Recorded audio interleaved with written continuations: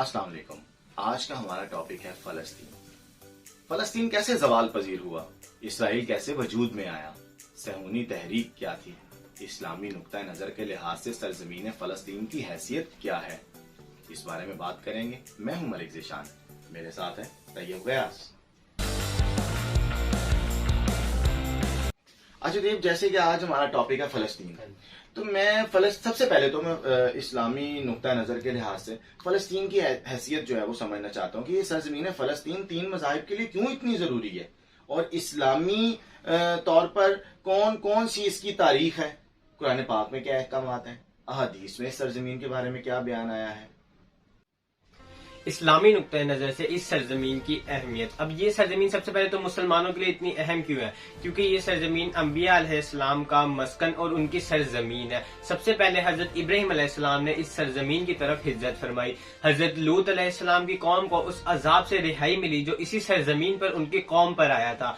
हजरत ज़िक्रिया अलैहिस्सलाम और हजरत दाऊद अलैहिस्सलाम भी इसी सरजमीन पर आए और उन्होंने यहाँ पे अपना एक मेहराब तामीर फरमाया। चूंटियों का वो बहुत मशहूर किस्सा तो आप सब लोग जानते होंगे, जिसमें एक चूंटी बाकी चूंटियों से कहती है कि सब अपने बिलों में चली जाओ, वो इसी सरजमीन पर हुआ था। हजरत मूसा अलैहिस्सलाम ने अपने साथियों से इसी मुकद्दस शहर में दाखिल होने का कहा था। उन्होंने शहर को मुकद्दस इस वजह से कहा था कि ये शिर्क से पाक और यहाँ ये अंबिया अलैहिस्सलाम का मस्कन है और उनकी सरजमीन है। मेराज की रात आप सल्लल्लाहु अलैहि वसल्लम को आसमान पर ले जाने से पहले इस सरजमीन पर लाया गया, जहां पे आप सल्लल्लाहु अलैहि वसल्लम ने तमाम अंबिया कराम अलैहिस्सलाम की इमामत फरमाई, जिसकी वजह से ये सरजमीन एक बार फिर से तमाम अंबिया अलैहिस्सलाम का मरकज और उनकी सरजमीन बन गई थी। हजरत उमर रज़ी ताला अन्हा तमाम फतूहात को छोड़कर खुद यहाँ पर आए और इस जगह को फतह किया और यहाँ पर नमाज अदा की। हजरत ईसा अलैहिस्सलाम दज्जाल को इसी सरजमीन पर कत्ल करेंगे। याजूज माजूज भी इसी सरजमीन से निकलेंगे और यहीं पर कत्ल किए जाएंगे। सन 1516 सल्तनत उस्मानिया से अलहदगी के बाद बरतानिया ने फलस्तीन पर कब्जा किया और एक फौजी हुकूमत कायम की, जिसके बाद अक़वाम मुत्तहिदा ने करारदाद को मंजूर करते हुए 15 मई 1947 को फलस्तीन को दो हिस्सों में तकसीम कर दिया। अरबों ने इसकी मुखालिफत की और एक इत्तेहादी फोर्स बनाई, जिसके बाद जंग का आगाज हुआ। इसराइलियों ने 3 जंगों में अरबों को शिकस्त देकर मजीद इलाकों पर कब्जा कर लिया। इस तरह फलस्तीन छोटा होता चला गया और इसराइल के इलाकों में इजाफा होता चला गया, यहाँ तक कि आज फलस्तीन के 80% रकबा पर इसराइल काबिज है और 20% हिस्सा फलस्तीन के पास है। जितनी आबादी आज फलस्तीन की है, उसे कहीं ज्यादा फलस्तीनी हिजरत करके दूसरे ममालिक चले गए और कस्म पुरसी की जिंदगी बसर कर रहे हैं। इसराइल ने ऐलान किया कि पूरी दुनिया में जो यहूदी मजहब को कबूल करेगा उसे इसराइल की शहरियत और फ्री वीजा दिया जाएगा। इस स्कीम के तहत 1993 से 2014 तक मकबूजा बैतुल मुकद्दस में 3 लाख यहूदियों को आबाद किया गया। अमेरिका का किरदार इतना अहम था कि हर साल अमेरिका $3 बिलियन की इमदाद इसराइल को देता है और इसराइल का बरतानिया के बाद सबसे बड़ा सपोर्टर है। सन 1095 में यूरोप ने मुसलमानों से बैतुल मुकद्दस आजाद करवाने की कोशिश की पर नाकाम हुए और सलाहुद्दीन अय्यूबी ने बैतुल मुकद्दस को फतह किया, जिसके बाद 1291 में पहली सलीबी जंग के इख्तिताम के बाद 1516 में फलस्तीन सल्तनत उस्मानिया का हिस्सा बना और इन्हीं उस्मानी तुर्कों के जेर साया फलने फूलने लगा।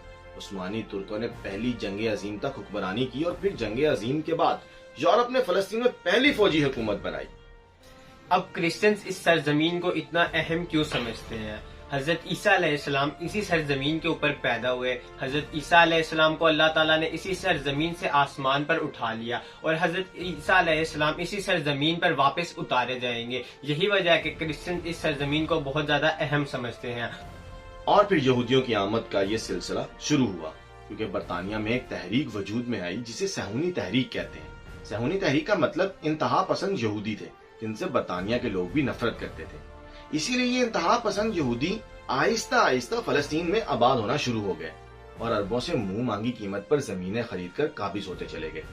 1933 में हिटलर ने यहूदियों का कत्ले आम किया और फिर तमाम यहूदियों को जर्मनी से निकलने पर मजबूर कर दिया। ये यहूदी इंतहा पसंदों को फलस्तीन ने इंसानियत की खातिर जगह दी।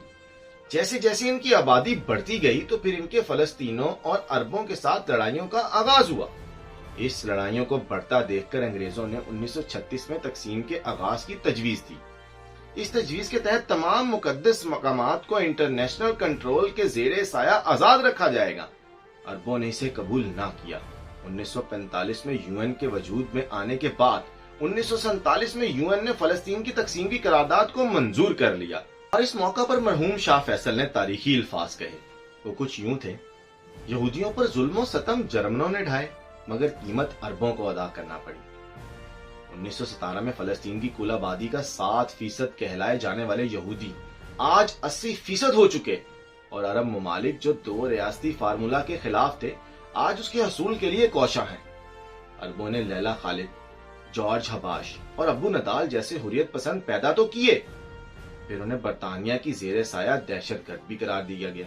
اور اب یہودی اس سرزمین کو اتنا اہم کیوں سمجھتے ہیں؟ اس کی سب سے بڑی وجہ تو یہاں پر ہیکل سلیمانی کی ہے، اور دوسری سب سے بڑی وجہ یہاں پر یہ ہے کہ یہودیوں کا آج بھی یہ ماننا ہے کہ اگر ہم اس سرزمین پر بیٹھ کر حکومت کریں تو ہم پوری دنیا پر قبضہ کر سکتے ہیں، کیونکہ حضرت سلیمان علیہ السلام اسی سرزمین پر بیٹھ کر پوری دنیا پر حکومت کیا کرتے تھے۔ یہی وجہ ہے کہ یہ تینوں مذاہب اس سرزمین کو چھوڑنے پر رضامند نہیں ہوتے۔ اور پھر صفحہ ہستی پر 14 مئی 1948 کو اسرائیل کا قیام ہوا۔ تل ابیب میں آزاد مملکت یعنی یہودیوں، میرا مطلب صہیونی شدت پسند لوگوں کے ملک کا اعلان ہوا۔ اس سے پہلے عرب لیڈر کہتے تھے کہ اسرائیل بنا تو اس کو اٹھا کر سمندر میں پھینک دیں گے، پر ہمارے عرب ممالک تو برطانیہ اور امریکہ کے زیر سایہ پلتے ہیں۔ ان کی یہ بات کیسے درست ہو سکتی تھی؟ جس کا ثبوت آج کا دن ہے کہ اسرائیل وجود میں ہے اور فلسطین صرف 20% رہ گیا ہے، بلکہ مشرق وسطیٰ کے نقشے پر موجود سعودی عرب سمیت تمام عرب ریاستیں ایسی نہیں جن کی موجودہ شکل دینے میں برطانیہ کا ہاتھ نہ ہو۔ 24 اپریل سن 1950 کو اردن، جو کہ عرب ملک ہے جس کی کبھی آزاد حیثیت تھی ہی نہیں، اس نے سلطنت عثمانیہ سے بغاوت کر کے برطانیہ کی زیر سایہ علیحدہ ہوئے، تو انہوں نے فلسطین کے مغربی کنارے کو اپنی ریاست کے ساتھ جبری الحاق کرا لیا، اور تو اور مغربی یروشلم اور جبرون کے علاقوں پر بھی قبضہ کیا۔ یہ وہ تمام علاقے تھے جو عربی اتحادی فورس نے اسرائیل سے چھینے تھے، اور پھر اردن سے یہ مغربی کنارے کی پٹی اسرائیل نے واپس چھین لی۔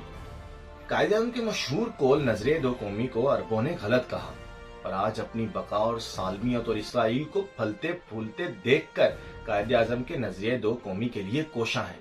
اسی لیے تو علامہ اقبال ضرب کلیم میں فرما گئے تھے کہ اہل عرب کو دے کے فرنگی تخیلات، اسلام کو حجاز و یمن سے نکال دو۔ اب موجودہ مسئلہ یہ ہے کہ اسرائیل کہتا ہے مجھے تسلیم کرو، باقی بات بعد میں، کیونکہ اس کا کہنا ہے 22 عرب ممالک ہیں اور اسرائیل تو ایک ہے، لہٰذا وہ مہاجرین فلسطین کو جگہ دیں اور قبول کریں۔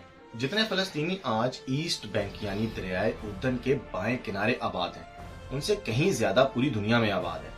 مزے کی بات تو یہ ہے کہ یہ مسئلہ نہیں ہے، بلکہ عرب ممالک پر قابض ہونے کی ایک اسرائیلی سازش ہے۔ اس کا ثبوت وہ فلسطین پر قبضہ کر کے دے چکے ہیں۔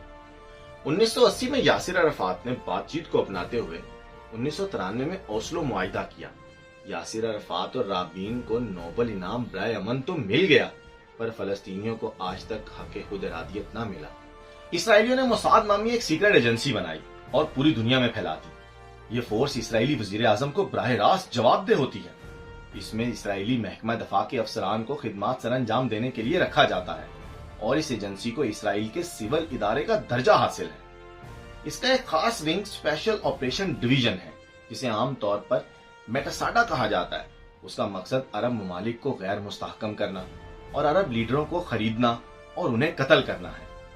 حزب اللہ قیادت اور دمشق میں حزب اللہ کے سیکیورٹی چیف عماد، مغنی اخوان المسلمین کے حسن الصبا سے لے کر یاسر عرفات تک، حماس کے سلاح شیخ احمد یاسین سے لے کر لبنانی وزیر اعظم سعد الحریری سمیت سینکڑوں لوگوں کے خون کا صحرا انہی سیکرٹ ایجنسی کے سر ہے۔ حال ہی میں جب لبنان میں ایک نیٹ ورک ان کا گرفتار ہوا تو یہ تمام تر حقائق سے پردہ اٹھا۔ اسرائیلی وزیر اعظم گولڈا میئر، جو کہ پہلی خاتون اسرائیلی وزیر اعظم تھی، انہوں نے کہا کہ میری زندگی کا سب سے برا اور سب سے خوشگوار دن وہ تھا جب میں نے مسجد اقصیٰ کو آگ میں جلتے دیکھا، کیونکہ جب اسرائیل نے مسجد اقصیٰ کو آگ لگائی تو اس رات میں سو نہ سکی، کیونکہ مجھے یہ ڈر تھا کہ عالم اسلام ہم پر حملہ آور نہ ہو جائے۔ اگر ایسا ہوا تو اسرائیل اور اسرائیلیوں کا نام و نشان صفحہ ہستی سے مٹ جائے گا۔ کہتی ہیں مجھے صلاح الدین ایوبی یاد آ گئے۔ اگلے روز جب سورج چڑھا اور بمشکل رات گزری تو میں عالم اسلام اور مسلمانوں کا یہ رویہ دیکھ کر مطمئن ہو گئی کہ عرب کی حدود میں اسرائیل محفوظ ہے۔ یہ تھا فلسطین کا احوال جو ہم نے بیان کرنے کی پوری کوشش کی۔ اگر آپ کو ہماری ویڈیو پسند آئی ہو تو اسے ضرور شیئر کیجیے گا اور ہمارے چینل کو ضرور سبسکرائب کیجیے گا۔ ہاں، اور ایک اور بات، اگر آپ لوگوں کے ذہنوں میں فلسطین سے متعلق کوئی سوال ہو یا آپ ہمیں کوئی اپنی رائے دینا چاہتے ہو تو ہمیں ہمارے کمنٹ سیکشن میں ضرور بتائیے گا۔ اب تک کے لیے اتنا ہی، اگلی ویڈیو تک کے لیے اللہ حافظ۔ اللہ حافظ۔